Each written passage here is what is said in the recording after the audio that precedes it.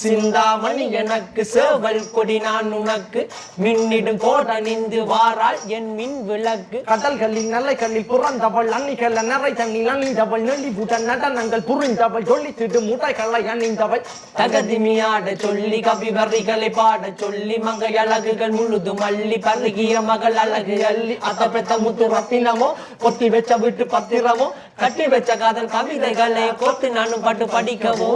நடக்கிற நடக்கிற நடக்கிற நடையழகு